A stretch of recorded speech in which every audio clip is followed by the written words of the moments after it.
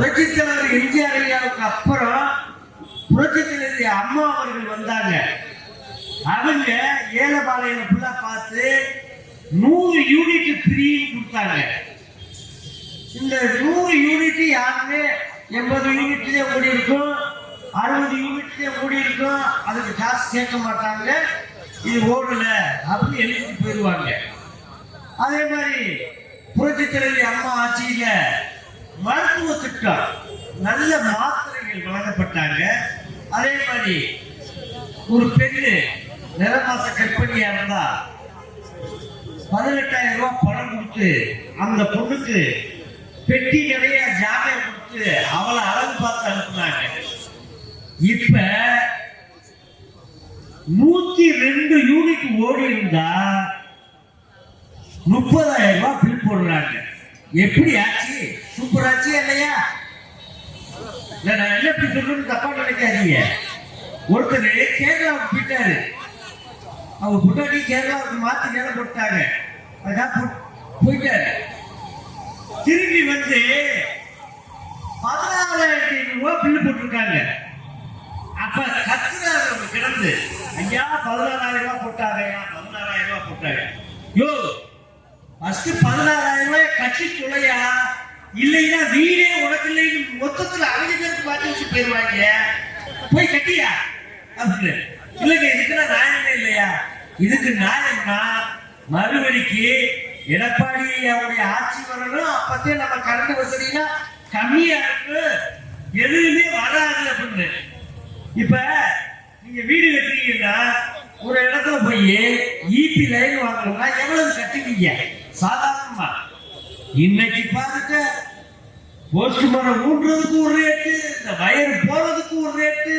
அந்த வீடு கட்டி வாரதுக்குள்ள பாவம் டயர்டாகி படுத்துடுறேன். அந்த வீட்டுக்கு பாலை கட்ட முடியாது, பாலவே கட்ட முடியும். அப்படிப்பட்ட வேலையில் பூரா வந்து இந்த திமுக அரசு பண்ணுது.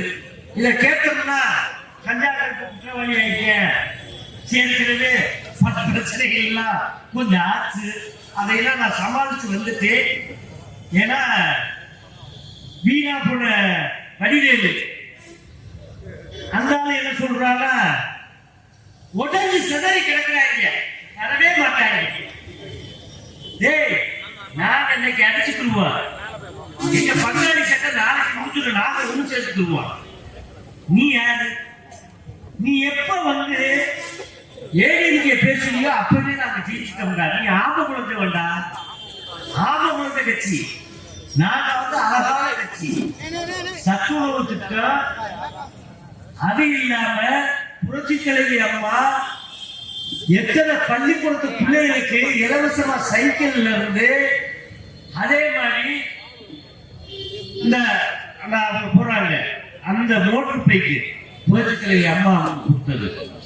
பாதி இதுவே தொகை கட்டி எத்தனை பேருக்கோ, அதே மாதிரி மாற்றுத்திறனாளி அவங்களுக்கு எத்தனை வண்டி நம்ம அம்மா புரட்சித் தலைவி அம்மா செஞ்சிருக்காங்க. இது மட்டுமா? அதே காட்டி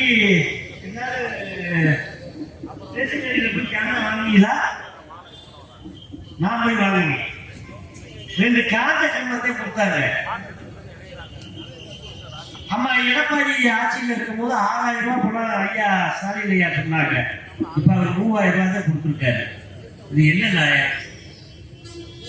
ஏன்னா மாமியா உடைச்சா மண் சட்டி, மரும உடைச்சா புண்சட்டி. அது மாதிரி நம்மளை எப்பவுமே ஏத்தி விட்டு இன்னைக்கு எடப்பாடி ஆரம்பிச்சிருக்காரு. வீடு இல்லாதவருக்கு வீடு கட்டி கொடுக்கப்படும் திட்டம். பெண்களுக்கு எப்படி பசு பிரியோ அதே மாதிரி ஆண்களுக்கு பிரி வசதி. பசு பிரி கொடுத்தா 2 கொடுங்க, இல்லைன்னா யாருக்குமே இல்லைன்னு சொல்லிட்டு போங்க. ஏன் போட்டு பாடாப்படுத்துறீங்க?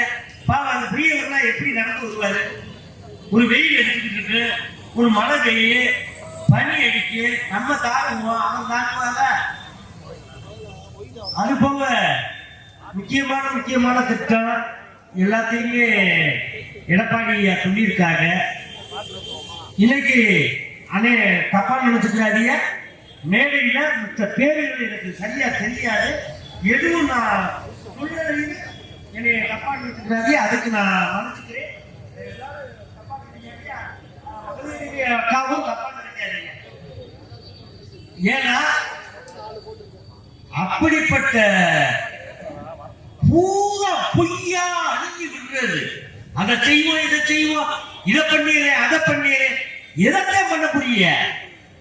ஏன் ஐயா எடப்பாடி முதல்வராக இருக்கும் போது 21 ஜாமீன் கொடுத்தாரு. 21 ஜாமீன். அந்த 21 ஜாமீன் உருவாத வெள்ளை கட்டி இன்னைக்கு ஒரு உள்ள பச்சரிசி, ஒரு உள்ள சீனி, இதை கொண்டு போய் எப்படி நம்ம பொங்க வைக்கிறதா? என்ன பண்றது? எப்படி பொங்க வைக்கிறது? அது ஒரு இந்திக்கார பிள்ளை இந்த அரிசியவே வெய் வச்சு பாயசம் மாதிரி ஆக்கிட்டாங்க. அது இந்தியில சொல்லுது எப்படி சாப்பிடுறது. அதுக்கு அடுத்தது கைக்கு கட்டை எடுத்து நம்ம என்ன பண்றாங்க இருக்கு. பல பக்கத்து பிரச்சனையா இருக்கு. ஏன்னா சொல்ல சொல்ல எனக்கே சிரிப்பு வருது. அவர் வாட்டுக்கா வாராரு. ஈகர்களுக்குள்ள ஐயாவே சொன்னாரு. ஐயா பேசும்போது சொன்னாரு, ஈகர்களுக்கு கவர்மெண்ட் வேலை போட்டு கொடுக்குறவங்க ஏற்கனவே இருக்கிற வீரர்களுக்குள்ள எந்த வேலையா போட்டு கொடுத்துருக்கீங்க. இப்ப இல்லையா வந்தா ஒண்ணு ஆதார் கார்டு மாத்தம் சொல்றீங்க, இல்ல ரேஷன் கார்டு மாத்தம் சொல்றீங்க. இன்னொன்னு உங்க வீட்டு வரியை வந்து ஒரிஜினலா போட்டு கொண்டு வாங்க. எத்தனை திட்டம், எத்தனை சட்டம். புரட்சி தலைவி அம்மா இருக்கும்போது இந்த பிரச்சனை வந்துச்சா? அதே மாதிரி எடப்பாடியா இருக்கும்போது இந்த பிரச்சனை வந்துச்சா? ஒண்ணுமே வரலங்க. இதுலதான் இந்த ரோடு, இந்த ரோட்டை நம்ம அன்னை கூட்டுறவுத்துறை அமைச்சர் செல்லூர் ராஜன் இதுக்கு வந்து பாதுகாப்பு போட்டு கொடுத்தாரு. இது மட்டும் இல்ல, அங்க கோத்தன ரோடு அவ்வளவு டிராபிக்கா இருக்கு. இவ்வளவையும் பண்ணி கொடுத்தது நம்ம அண்ணன் செல்லூர் ராஜ். இவரை துளைச்சி பண்ணியிருக்காங்க. எல்லாமே மதுரையில் நிறைய இடங்களை பண்ணியிருக்காங்க. திடீர்னு போய் மாடுபிடி வீரருக்கு வேலை போட்டு கொடுக்குறோம்னா என்ன அர்த்தம்? மாடுபிடி வீரருக்கு வேலை போட்டு கொடுக்கும் போது எனக்கு ஒரு வேலை போட்டு கொடுங்கயா, என்ன வேலை சொல்லுங்கயா, நான் பார்க்கிறேன். செய்ய மாட்டீங்க. ஏன்னா நீங்க புகழை வந்து அள்ளி அள்ளி போட்டுக்கிட்டே இருப்பீங்க. ஆனா 2026 நீங்க ஜெயிச்சிருவோம்னு கங்கரை கட்டிக்கிட்டு அலையிறீங்க. அது நடக்காது, நடக்கிற அளவுக்கு கிடையாது. எல்லாருமே கூட்டணியில ஒன்று சேர்றோம். கூடிய சீக்கிரம் 2026 நம்ம ஐயா எடப்பாடி ஆட்சியிலே வரப்போகுது. இது மட்டும் இல்ல, எல்லாத்துக்குமே பெரிய பொறுப்பு கிடைக்க போகுது. பெரிய பாடுபட்டு இருக்கோம்.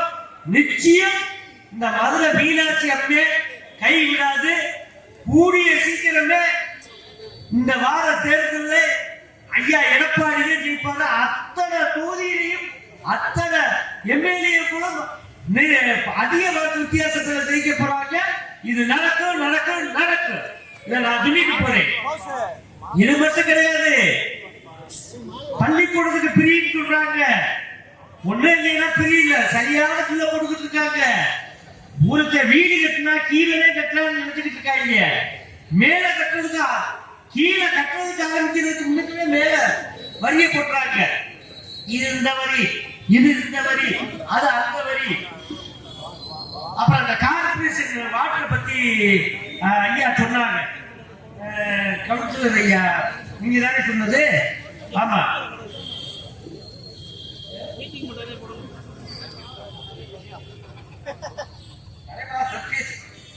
ஐயா வந்து ஆத்து தண்ணியை பத்தி சொல்லிக்கிட்டு இருந்தாங்க. ஒண்ணுமே ஏற்படல. பாவம் வந்து மாற்றி வைக்கிறவங்க சொல்லுவாங்க, திருப்பி செய்ய மாட்டாங்க. புரட்சித் தலைவர் ஐயா அவர்கள் வந்து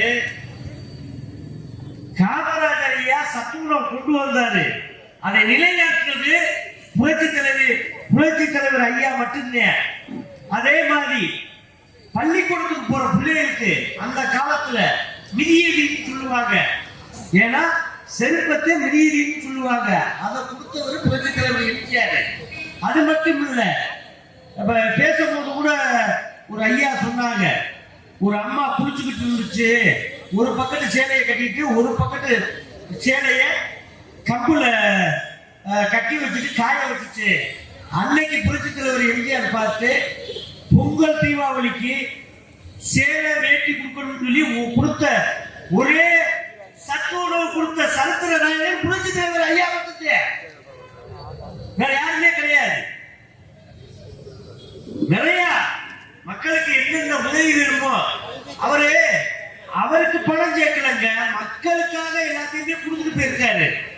ஆனா இங்க பாருங்க, அவங்களுக்கு நிறைய சேர்த்துக்கிறாங்களே தவிர மக்களுக்கு எதுவும் செய்யணும் இல்ல. மக்கள் எப்படியோ போறேன் ஓட்டு போட்டேன் ஐயா, நான் சொல்றேன், இங்க உள்ள யாருமே தவறா நினைச்சுக்கிறாதீங்க, யாரும் தவறா நினைச்சுக்கிறாதீங்க. எவ்வளவு பணம் கொடுக்குறாங்களோ நீங்க வாங்கிக்கீங்க, வாங்கிட்டு ஓட்டு போடுறது மட்டும் ரெட்டாலைக்கு போட்டுருங்க. பணத்தை வாங்கிக்கிறீங்க, வாங்காம இல்ல. பாவம் ஆட்டோ ஓட்டுறவருக்கு ஒரு எலக்ட்ரிக் ஆட்டோ கொடுத்துருக்காங்க. அவரு சந்தோஷமா எலக்ட்ரிக் ஆட்டோ கொடுத்துட்டோமே ஓட்டுவோம் சொல்லி ஓட்டி இருக்காரு. ஓட்டுனா கரண்ட் பார்த்தா 18,000 ரூபாய் வந்திருக்கு. இதுக்கு நான் பெட்ரோலே போட்டு ஓட்டிக்கிறேன்டா, ஏன்னா பண்றாதீங்களா அப்படி பண்றீங்க அப்படின்னு. அந்த மாதிரி நிறைய இடத்த யோசிக்கணும். மறந்து இருந்துடாதீங்க. ஏன்னா புரட்சி தலைவர் உருவத்துல இன்னைக்கு அம்மா ஐயா எடப்பாடி இருக்காரு. மறந்துடாதீங்க.